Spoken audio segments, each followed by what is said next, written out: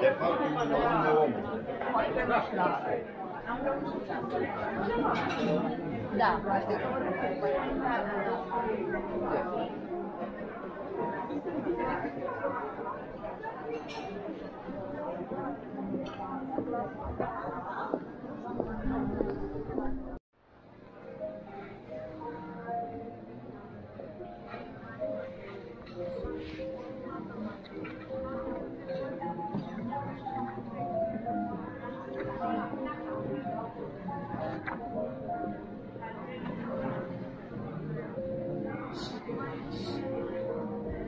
Marija Nikolaje, šta je ovo? Koordinirao prevod. Ajde, recimo da je to. Da. Aha, jeste.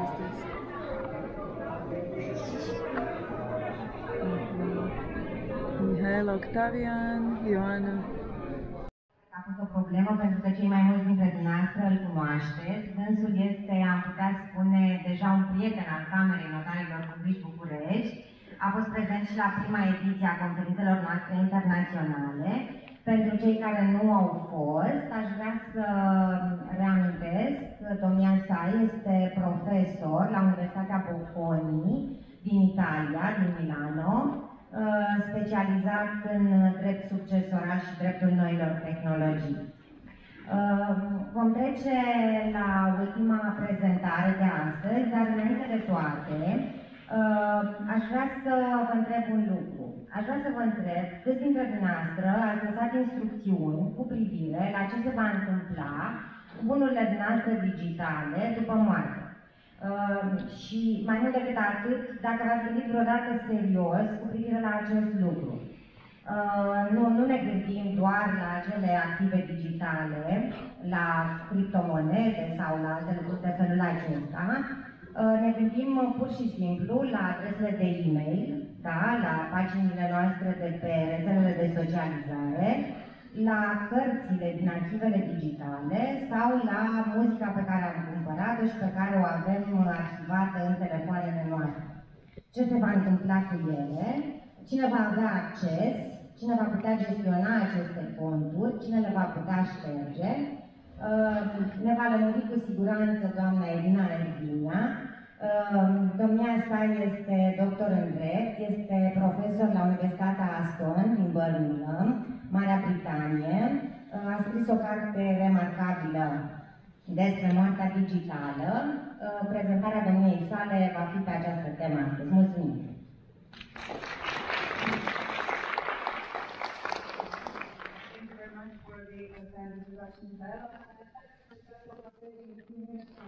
Because I might be slightly longer, and I apologize because I know that everyone is keen on going to lunch. But before I start with the actual topic, I have a few things to say that are unrelated. And the first one, because I'm the only woman on this panel, I would like to congratulate all the ladies here, the 8th of March, International Women's Day, and I'm happy to spend part of this day is in the company of intelligent, strong, and beautiful women, so it is my honor to be here on this day. The second thing is to thank my amazing, excellent hosts, led by Dr. Elara Baliu and the team, on the Romanian hospitality that I've experienced for the first time in my life, and it's been just brilliant, and I'm very humbled and grateful for the welcome I received from all of you and many of the team. And the third thing is about the book, just briefly, before I know we'll talk about the book a bit later, but I would like to thank the team that was involved in translating my book, and the three of them are here, Ioana, Mihaela, and Octavian, and there's also Nico, the editor, I think here.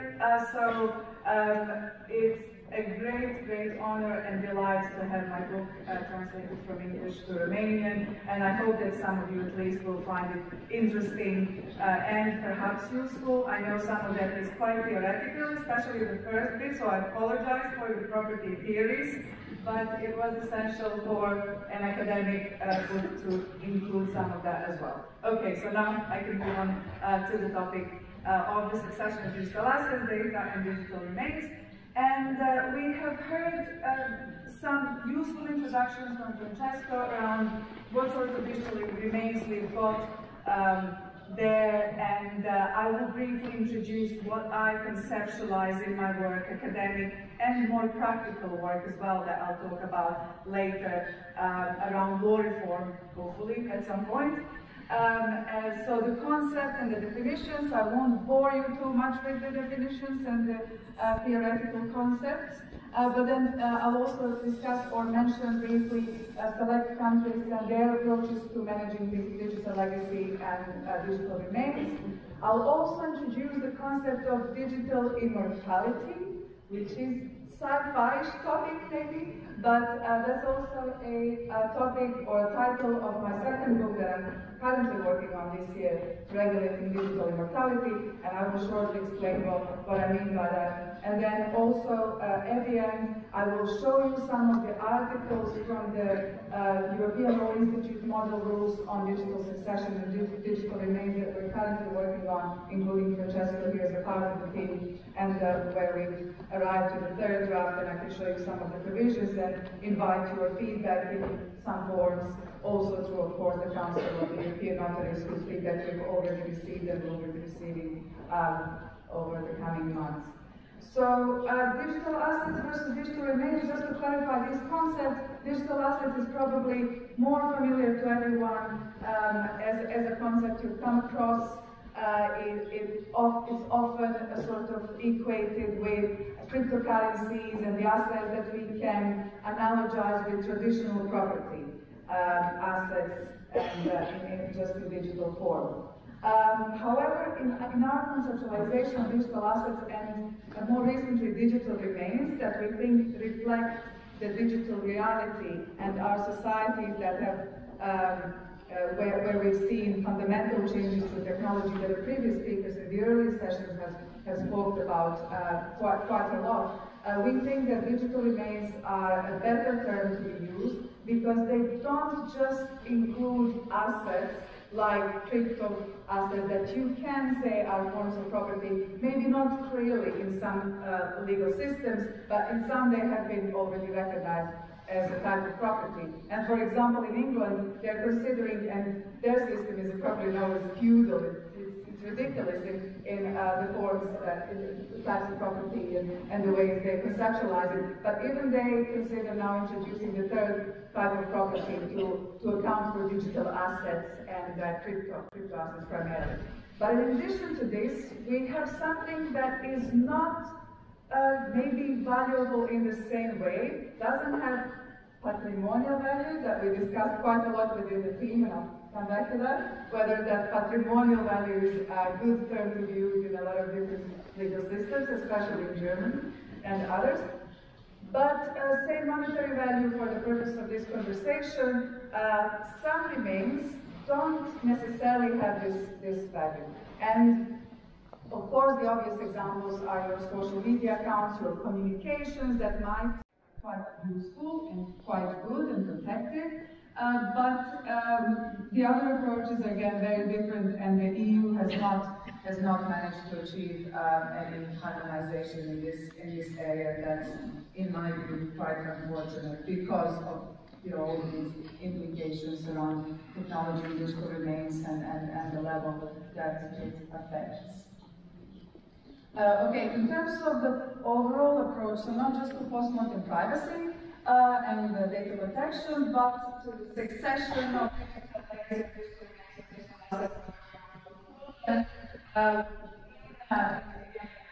scholarship, we categorize the approach into these two categories.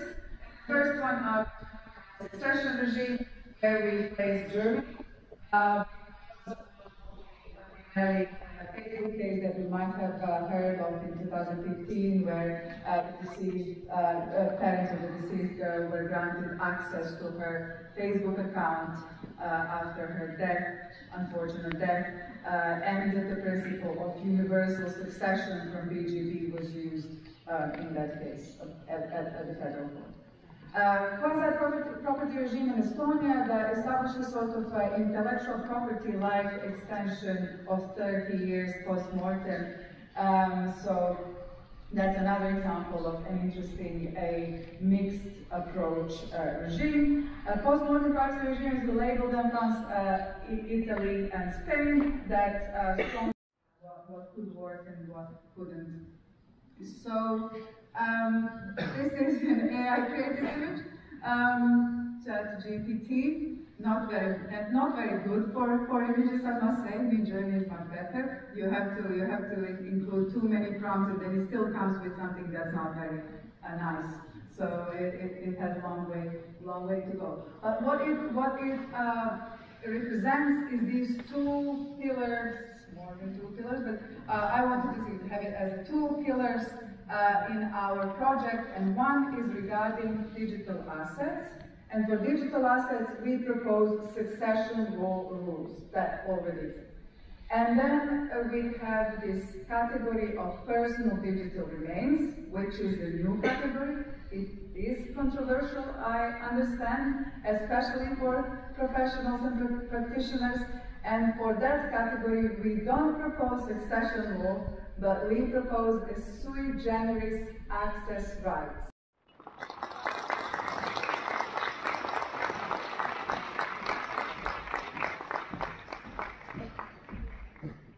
Mulțumim foarte mult, doctor. Până când dumneata va primi căștile pentru traducere, vreau doar să vă spun că de anul acesta, apropo de ERI, de prestigioasa instituție despre care vorbea doamna Adinia, Camera Notarilor Publici București este membră acestei organizații. Sperăm din tot sufletul că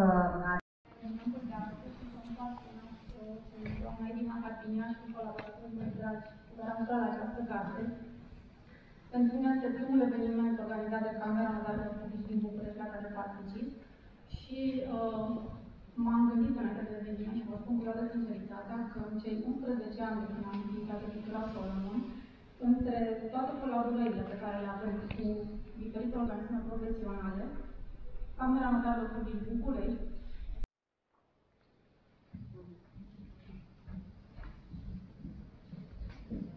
Again, sorry, this time much shorter. Thanks again to the wonderful team that is now complete on the stage. It was my pleasure, although I have done nothing to help them in terms of the actual work. So it's all their credit. And I am just genuinely humble and grateful for their work, for their time they've put in. And Nico, those were some amazing words about my work and about the book. And I was just blushing, as maybe inside or outside, as I was listening to your speech. So thank you very much for those words. And just to come back to one point that you mentioned around the language and presenting complex principles and provisions maybe in a simpler language. I didn't always write like that. This comes from my Anglo-Saxon training during PhD, because from the continental European training that I received in my undergraduate studies, the language should always be complex and using big words, and it's a Slavic language as well, and very long sentences and long articles, etc. So when I moved to the UK to do my PhD, the emphasis was on this economical, precise, succinct writing, communicating complex sentences, ideas more simply. So that is the reason, I think, for some of that. And yes, I hope that it wasn't too difficult or annoying or to translate the book, and it didn't give you some sleepless nights or okay. Thank you, Karen. But again, thanks to the team, thanks to Dr. Badu and all of you, and I hope and thank you for your time that you will spend reading. Some of you will spend reading parts of the book or the book, and if you're reading especially the first chapter, you may want to read it before going to sleep because you will fall asleep more easily with property theories in that first chapter, and then later on it becomes more practical, but setting the scene with theories, I think it was quite important. So again, thanks for this opportunity. I'm incredibly pleased to have my book translated to Romanian and for you to have opportunities to read some of the ideas. And as ever, there's my email. I invite feedback on the book as well as the project that I mentioned. So thank you again.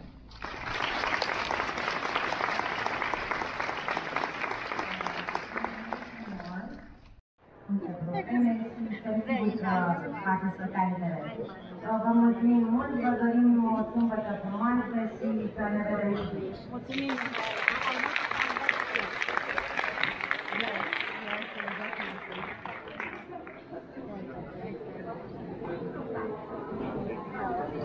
Such a pleasure to know you with a good English as well.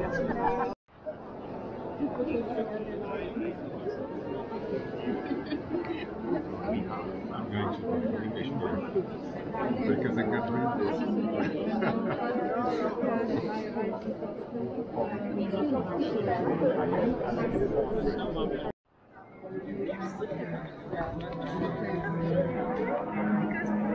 Enjoying your speech and I like your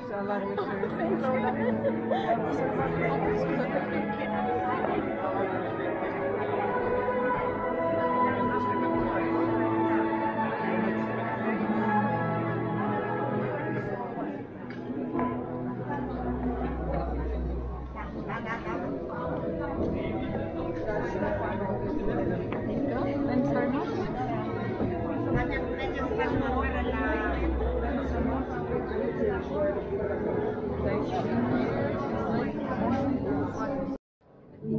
Yes, definitely. That's there.